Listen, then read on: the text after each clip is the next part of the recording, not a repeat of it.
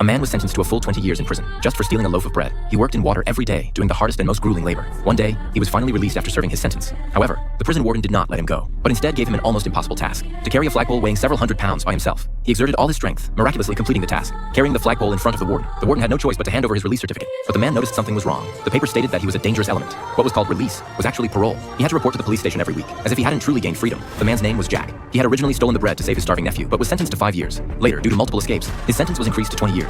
Now, although he was out of prison, his parole certificate caused him to be discriminated against wherever he went. No one would hire him when he went looking for work. Children mocked and bullied him when he walked on the street. At night, he went to an inn and begged the owner to let him sleep in the stable for one night, but he was thrown out. The owner feared he would dirty the place. Cold and hungry, he had nowhere to go. In the end, he could only sleep at the door of a church. Just as he fell asleep, a priest woke him up. The priest seemed kind. He let him into the church, gave him hot food and a clean bed. But by this time, he had suffered so much that he no longer believed there were good people in the world. To be continued.